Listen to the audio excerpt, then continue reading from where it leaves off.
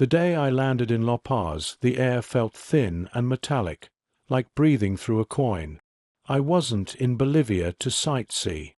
I was there because my brother, Emil, had vanished on a back road along the Yungas, chasing a freelance story about ghost shipments. Mercury, gasoline, precursor chemicals slipping toward the jungle. He'd sent me one photo the night before he went dark. A fuel truck parked crooked at a canyon bend, a hand-painted Condor on the tank, and a shadow shaped like a man with a radio. Everyone told me the same two things: don't say his name and don't ride at night. On my third day, a woman in the market, her fingers stained green from coca leaves, slipped me a note. "Meet where the road becomes memory," it read, in Emil's cramped, impatient script. My heart stuttered. He always invented lines like that, half joke, half spell. A boy with a wool cap watched me fold the paper. I bought 3 plastic tarps and a coil of rope I didn't need, tucked the note in my boot, and took a shared taxi east. Clouds knifed the ridges as we climbed and then dropped, La Paz sliding behind like a silver bowl spilling light. The driver blessed the curves with a quick cross, one hand barely on the wheel. At the summit, he pointed out a white scar descending into jungle, the old death road, closed for trucks but still used by locals. "La carretera de los recuerdos," he said, eyes on me in the rear view, as if quoting the note. My stomach dropped. I got out at a pull-off where vendors sold bananas and warm bottles of Sprite. The cliff fell like an elevator shaft into a green throat. Mist moved in slow sheets, revealing and hiding the road. My phone had no signal. The boy in the wool cap had followed on a bicycle. He hovered, pretending to clean his chain. "Your brother carried a camera," he said without greeting. He filmed them at the tunnel near Chuspipota. After men came asking, he ran down into the fog. "They don't like cameras." "They who?" He shrugged, as if the word was obvious. "People who move things that shouldn't move." His eyes flicked to the mountains, then to my boots. "He said you were stubborn like a mule with a compass." A horn echoed from below, a strange hollow sound. The boy looked spooked. He told me to bring money to the tunnel at dusk, come alone, and watch for the truck with a condor painted on its side. "If you see the bird," he said, "don't look at the driver. He knows eyes." Then he pedaled away, swallowed by cloud. I counted my breaths until my lungs stopped burning. I had 6 hours to figure out if I was braver than my fear, or just as reckless as my brother. I spent them the way scared people do, moving for the sake of motion. I bought a flashlight, a cheap poncho the color of antifreeze, and a pocket knife too small to matter. I wrote Emil's name on my palm and closed my fist like a promise. The mist thickened until drops beaded on my eyelashes and the cliffs pulsed closer. Somewhere below, a truck shifted gears slowly. I felt the road watching, the way old places do when they have swallowed more than their share. I kept walking, counting steps, refusing to turn back. Dusk came like a bruise. I walked the edge of the old road with my back pressed to dripping rock, boots skidding on gravel.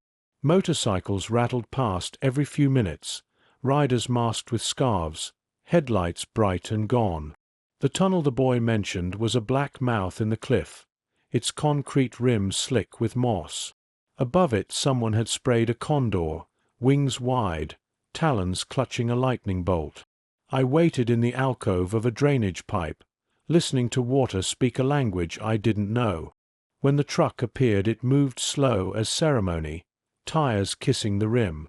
The condor on the tank was hand-painted, beak flecked with chipped gold. I stepped out, palms open. The cab window cracked just enough to show a pair of knuckles drumming the door. "Emil," I said. "I'm his sister." The drumming stopped. "You came late," a man said, voice mild. "Late makes things expensive." "I brought money." Money buys silence, not ghosts. He killed the engine. A second man slid from the passenger side, face underlit by his phone, and frisked me with professional boredom. He found the note in my boot, smirked, and disappeared into the tunnel. The driver gestured toward the back. "Look," he said, "or don't. But decide." Under a flap of canvas lay blue drums labeled as cleaning solvent. 3 had tiny punctures near their caps, patched with gum and tape. A sweet chemical tang rose. "Mercury?" I asked. "Closer to gasoline for ghosts," he said. "Enough to float a house down river." He watched my face carefully. "Your brother filmed this. He wanted to show the world a door they pretend not to see. Where is he?" A pause. "Gone ahead," the driver said. "People did not like the camera. Show me." He nodded to the tunnel. "Walk. If you hear a whistle, show your hands. Whistling means someone is making sure I keep my word." We went in. The tunnel was short. Water dripped like a second. In the center, embedded in mud, lay a camera on its side, lens cracked. A strip of fabric I knew, Emil's bandana with tiny white dots, was tied to a rebar hook. The driver touched it once, careful. "He ran when they came," he said. "Down the old path to Coroico, not the road. Smart if you don't want witnesses. Stupid if you like living. Who chased him?" He looked toward the painted Condor outside. "The bird," he said. "The bird is many men." We followed a ledge behind the tunnel where fog collected like breath on glass. Fresh scratches scored the clay, heel slides and finger gouges. I could see the moment fear changed Emil's stride from careful to reckless. Far below, a ribbon of water flashed and hid. Somewhere in the mist a man whistled 2 notes. The driver raised empty hands, then whistled back the same phrase, a call and response. "Why help me?" I asked. "Because you asked with your hands open," he said. "Because he tried to run without drowning anyone else." He placed the cracked camera in my hands. "Keep the memory card. Don't let a boarder eat it." He pointed along the slope. If he kept to the path, he might have reached a fruit stand before dark. If he did, someone fed him. Ask for bread at Ekokala. Tell them the bird blinked. Outside, night arrived with weight. The truck started. The Condor flexed on metal as if testing its wings, and the driver lifted 2 fingers from the wheel in a goodbye I would only later understand was also a warning. I didn't sleep that night. Back in the room above the hardware store the city roared, dogs arguing, fireworks in a far barrio, buses sighing on the grades. I set Emil's bandana on the nightstand like a flag and watched the door until dawn bled into the alleys. If he ran off the road toward Coroico and lived, someone saw him. If he didn't, the people chasing him would. Either way the trail flowed downhill. I took the first trophy to El Alto, then another toward the plains. In Ekokala, a woman with a baby told me a foreigner had reached a fruit stand at dusk, hands bleeding, asked for water, then followed a man with a truck toward the new highway. "He wouldn't stop looking behind," she said, "like the mountain was following." She sent me to a roadside comedor where drivers drank coffee black as oil. I bought coffee for the table and asked about a truck with a Condor. Nobody knew anything until one man did. He wore a jacket patched with names of towns: Caranovi, Rarenaback, Trinidad. "The bird," he said softly.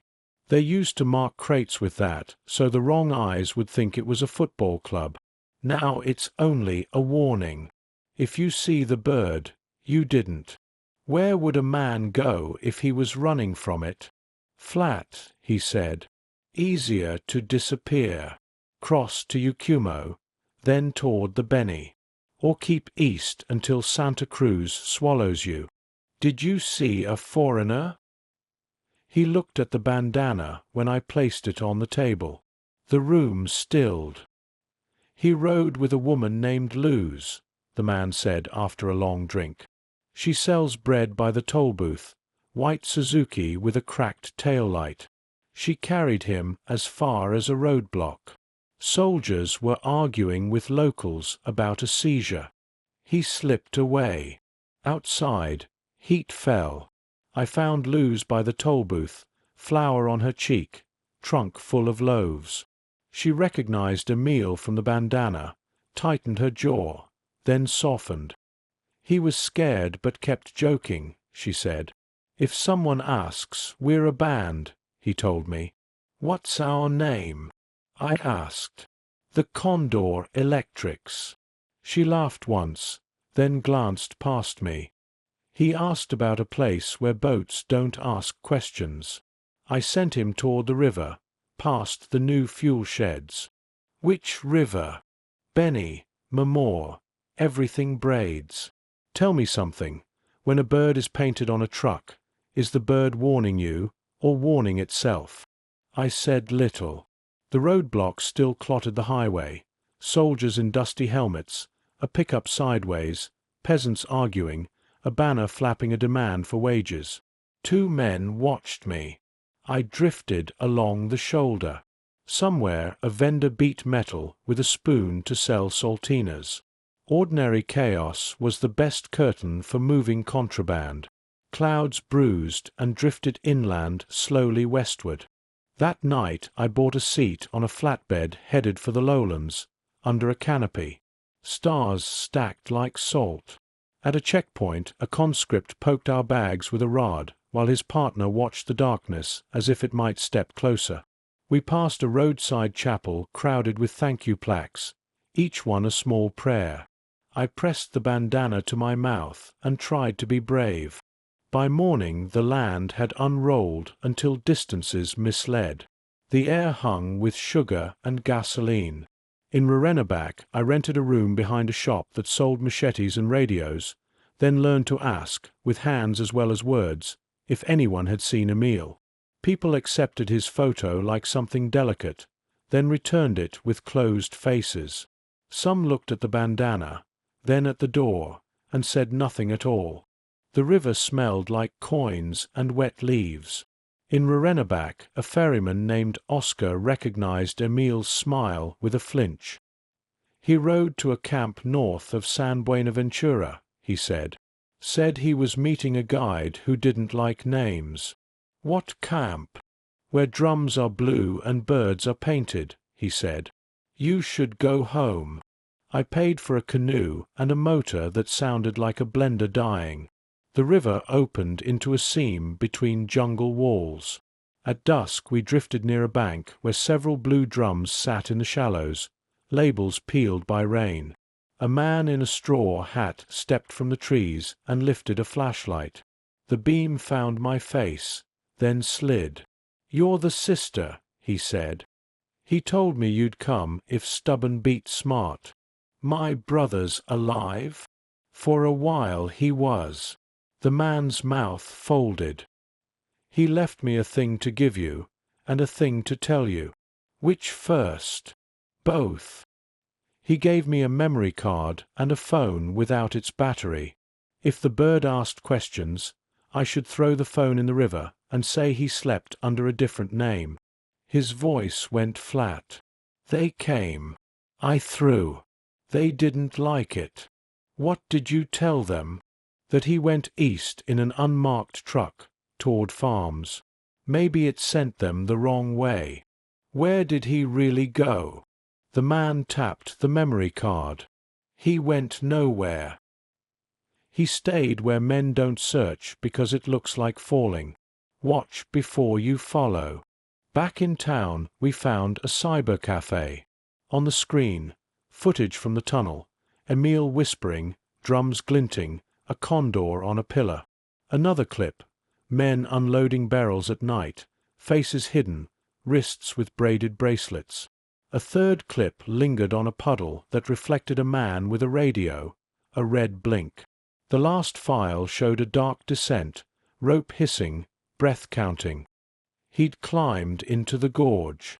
Oscar crossed himself. People disappear there, he said. Sometimes they write back as a river. We went at dawn. The gorge lip was a false floor of vines. Rope scars on a sapling were fresh. I clipped into rented gear and lowered myself into green noise and heat. Halfway down a whistle sounded above. 2 notes I knew. I froze. The reply came from below. The same 2 notes, softer. A man in a sun-bleached cap stood on a ledge, palm up. The driver from the Condor truck. He touched his lips, then pointed to a narrow cleft. I traversed toward it, heart in my teeth. In shade lay a mylar blanket, an empty pouch, a pencil stub. On the rock someone had written, "Let the bird carry it." The driver nodded once. "Where is he?" I mouthed. "Not here," he mouthed back. He tapped the phone, drew a bird in dust, then traced a circle, airlift. We climbed out apart. In town the phone blinked to life with a single message, a location pin for a clinic outside Trinidad and a line, "If you love me, don't come. Give the card to someone who can't be bought. The bird is cover. Don't break the wings." I carried the footage to a reporter in La Paz who didn't flinch at the word Condor. Weeks later, seizures made headlines, a colonel resigned, and bird trucks faded from the roads. I never saw Emile again. Months after, a postcard arrived from nowhere. On the front, salt flats under a bruised sky. On the back, no words, just a hand-drawn condor, wings wide, carrying 1 dot.